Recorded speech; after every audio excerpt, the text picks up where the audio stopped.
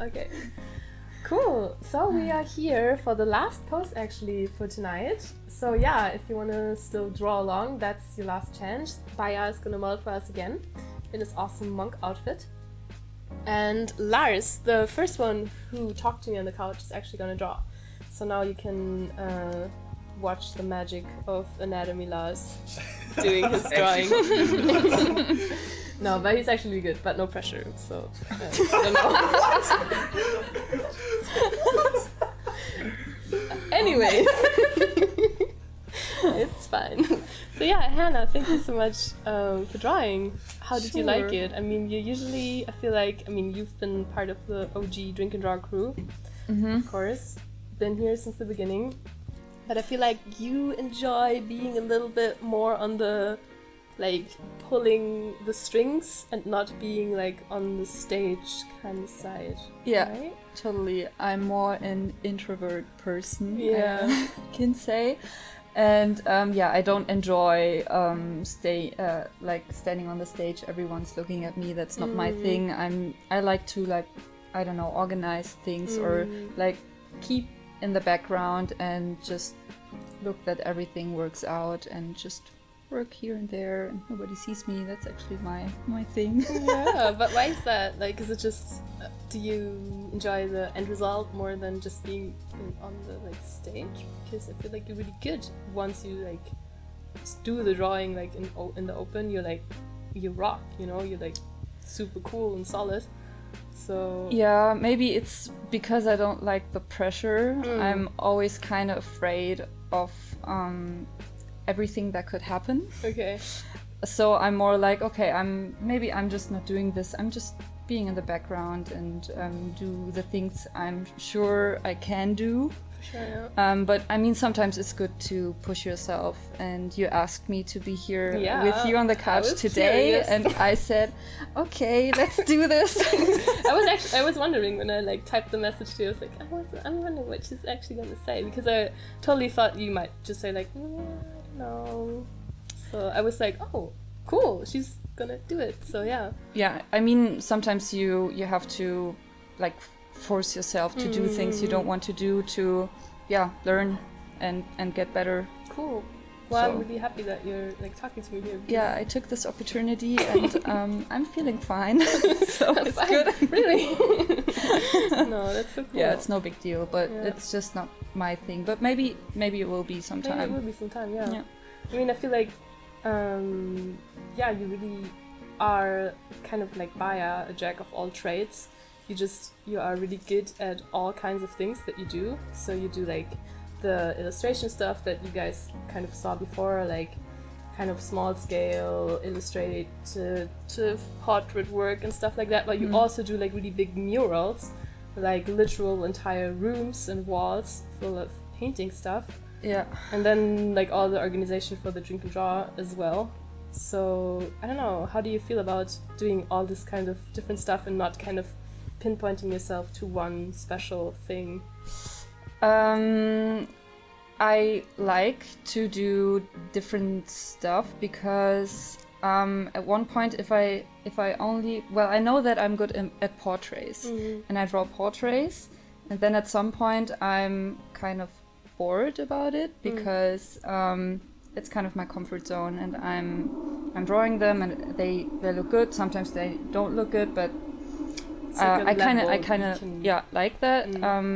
And I think it's sometimes you need to just push yourself, like we said before, to do other stuff. And it was not like that I said, oh, I want to do murals to push myself to another level or to grow. But it's just sometimes you get an offer for a job and you don't really know how to do it. But I say, yes, I can do it. Even though I don't know how to do it, then I just say yes, and then I have this job, and then I need to learn it. Okay. I get it, that's how you kind of grow, maybe.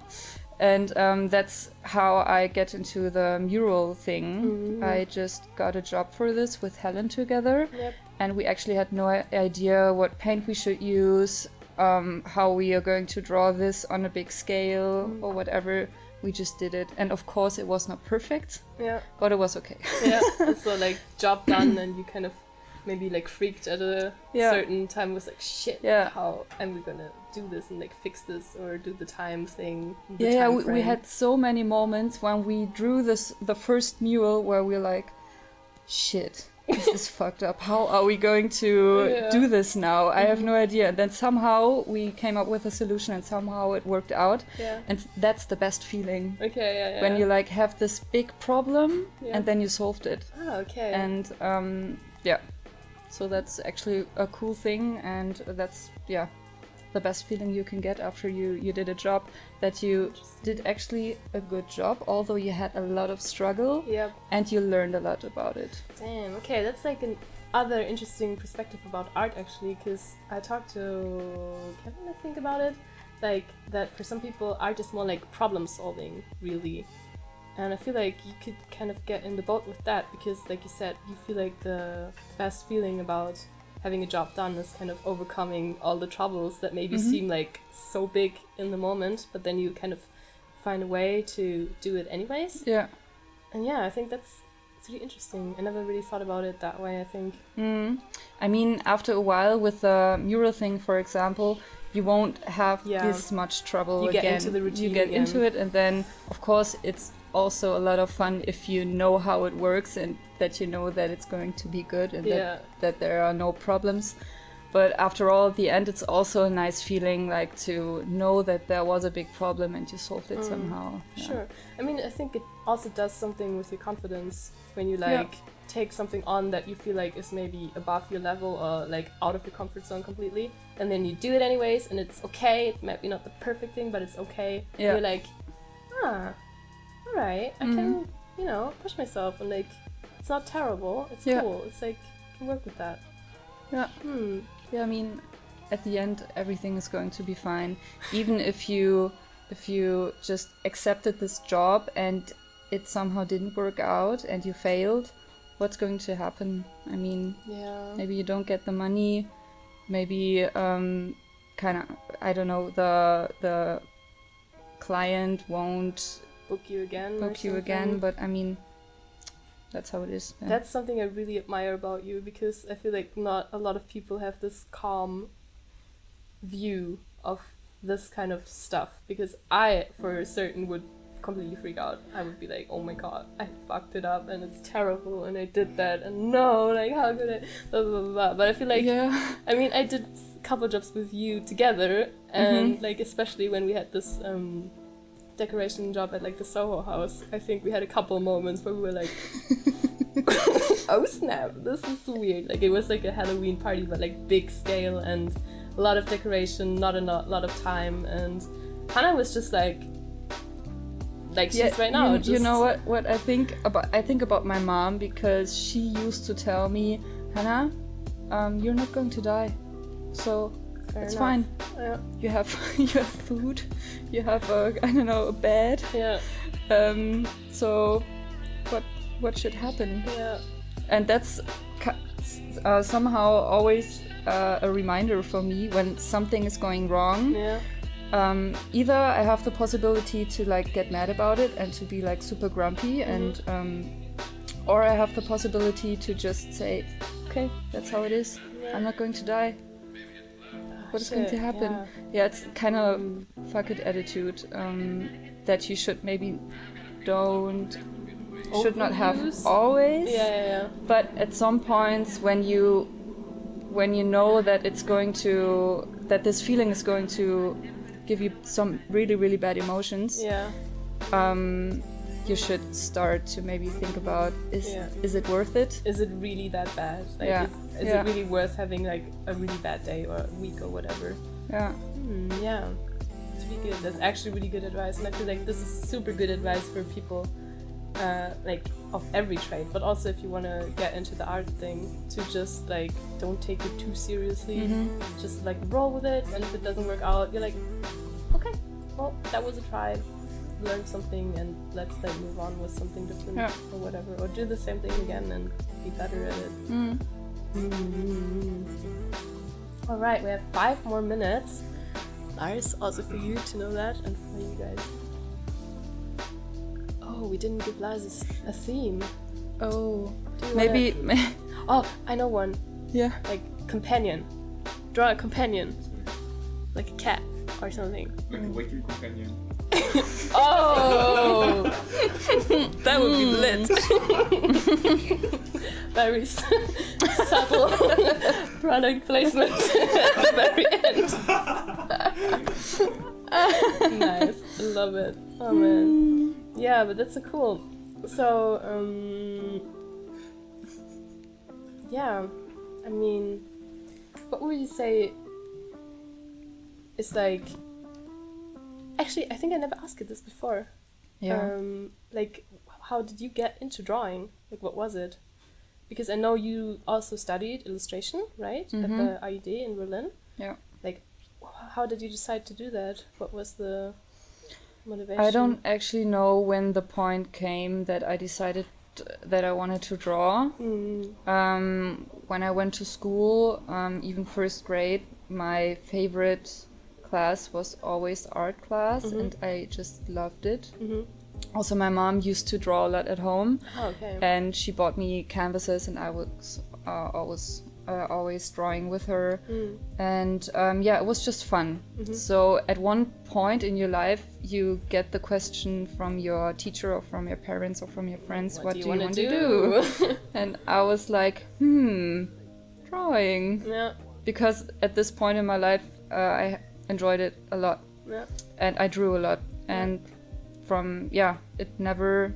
Well, there was one phase in my life where I wanted to have a farm. Okay. Just for 1 year with like pigs and chickens and all that. You? I don't know, 10 maybe. Okay. That's so cute. But yeah, this idea faded very fast. Okay. And I always had this nice imagination of me living in a small apartment in Berlin, just painting or drawing or doing whatever with art. Yeah. Okay, yeah. So there was not this particular I don't know, spot in my life where I asked myself and decided, oh, I want to do art. It was just always there somehow. Yeah, I get what you mean. I mean, for me, I got asked the same question, obviously, like in the last years of school or like shortly after. And for me, it was like kind of the only thing that I could do for hours and not get bored.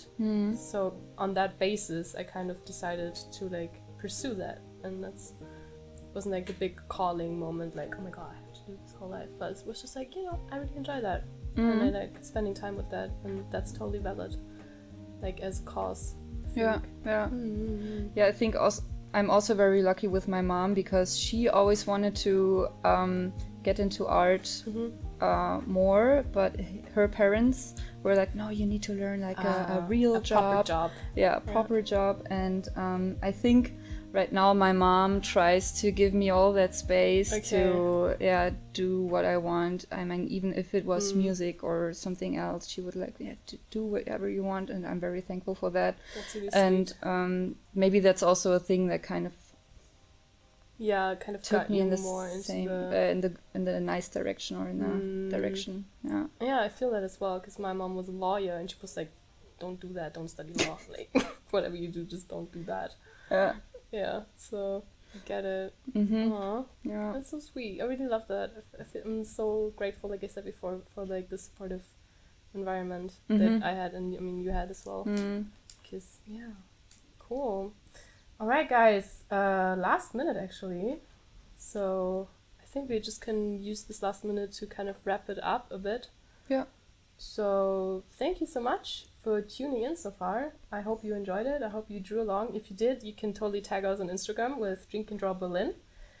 And thank you Wacom actually for having us, for giving us this opportunity. I mean, I really enjoyed it. I think I learned a lot about everybody that I talked to and just had a really good time basically.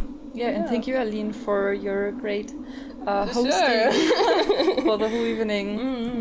Nice questions. Thank you very much. Of course. All right, I think that's it then. Yeah, that's it. Nice. Thank you guys so much.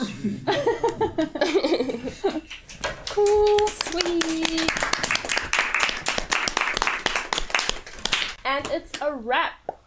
It's a Mars rap. Thank you, Hanna. Ich hab das okay, oder? Ja.